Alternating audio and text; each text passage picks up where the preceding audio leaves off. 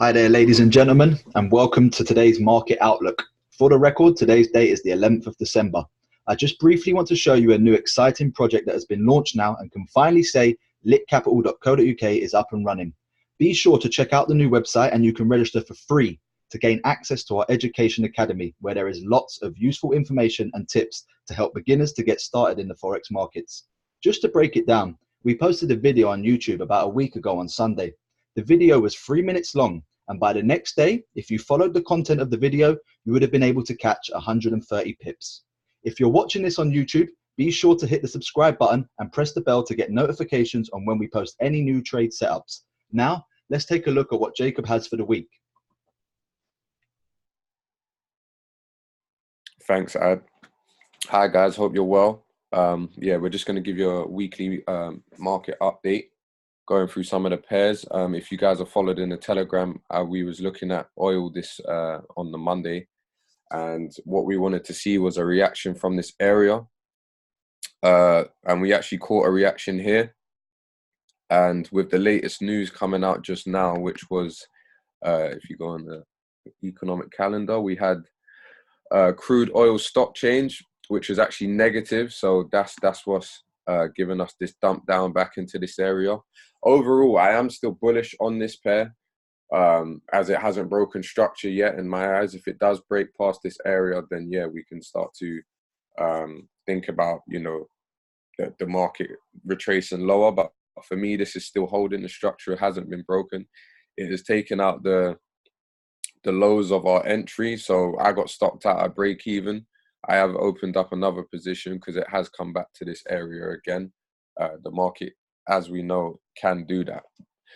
So higher targets for me are still active. So we do have liquidity above, and there is a big imbalance above also. So I am waiting for a price to actually come up here and fill before we actually get the sell, which is necessary. So this last up candle here left an imbalance when it shot down. So I'm hoping for it to come and fill this out before we get a move. Like I said, the structure hasn't been broken, so there's no need to panic as such, as, you know, it's still bullish. So that's my opinion. You know, if you guys have got a different one, then fair enough. If you did take this trade, then you was able to actually capitalize on, it would have been roughly 126 pips. So yeah, great trade. So it is still valid for me in regards to taking out the higher prices before becoming a sell. So yeah, be sure to watch out for that one. Just going to go through EU. EU, in my opinion, I'm hoping for a short on this. What we've got coming up today with federal interest rates. So it's at 7 p.m. UK time or GMT time, if you're watching this around the world. It is at a later time today. So this market has been moving in a range. So I am hoping for lower movement down. So the Fed interest rate is due to stay the same. That's the overall consensus. Obviously, I'm not going to enter beforehand, but I've noticed on the 4 hour we do have a slight imbalance here. So just going off of, you know, the 4 hour structure where we got this move down, we are seeing a bit of a retracement into this imbalanced area. So I am aware of higher prices, but I am also aware that, you know, we can get a move into the 88.6% region, and we could get a move off of there whilst filling this imbalance. So a lot of downside targets as well. And we do also have the euro interest rate tomorrow. So hopefully we can capitalize and get a position on this pair for a short. And, you know, they use the excuse with tomorrow's news to boost it in which direction it needs to go. So Euro USD, definitely watch out for this one. Another pair that I'm actually looking at was, where is it? Euro CAD. Euro CAD, I'm also looking to short this pair in regards to having this big push down. We haven't actually made a new structural lower low.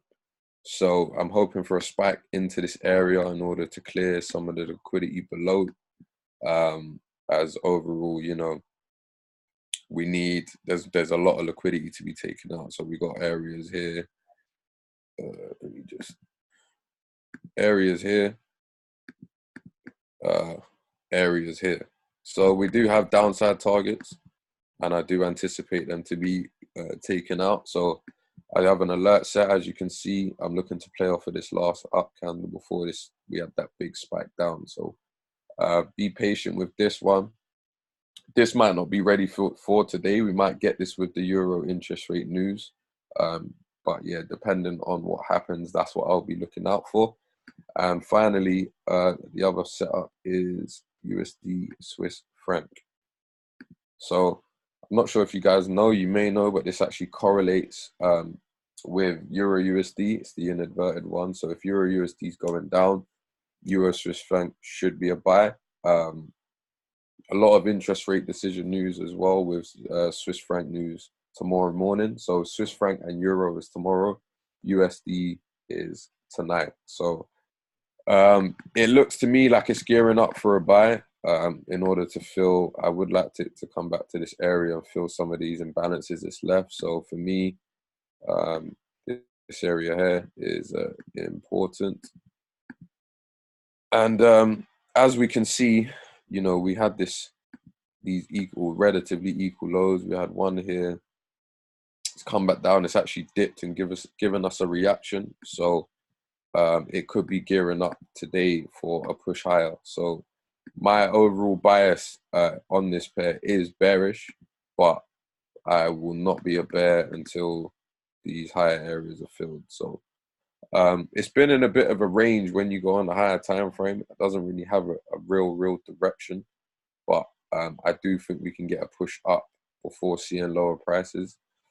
As you know, I'm anticipating overall some DXY strength, so I'm actually bullish on the DXY this month. So in regards to those pairs, definitely keep an eye out.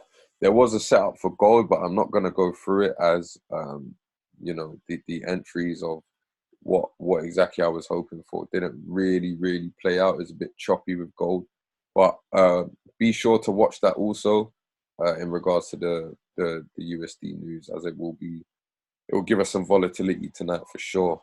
So yeah, that's me done. I'm going to pass you back to Adam. Have a great trading week, guys. Okay, thanks for that, Jacob. I'm going to start on the AUD CAD. I called this one in our Telegram earlier this week. We were watching price action come down to the area around the key level of 90,000, 90,100, so around about here. And as you can see, price comes down and we get a reversal. If you come down to the 1 hour, you can see that price starts to stall in this area, which gave me the extra confidence that we were going to get a move to the upside. So far, we've had about a 50, 60 pip move to the upside, and I am looking to hold out for a 130 pip move to roughly the 91,300 area, so just above this high up here.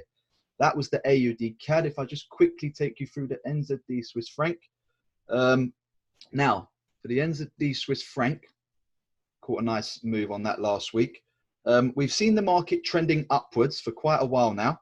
So what I want to see is I believe there's been a change of character. So I'm favouring the move to the downside. And with the Swiss franc interest rate coming up, I will be heavily monitoring price action. I do believe we're going to get a push higher and it will then be the sell. But I just need to be patient and wait to see what I'm looking for. And I'll be looking at potential entries around the key level of the 6,500 area. So that's our setups for the weeks. Be sure to stay tuned to the Telegram and be sure to check out the website litcapital.co.uk. That's up and running now. And remember, every day is money day.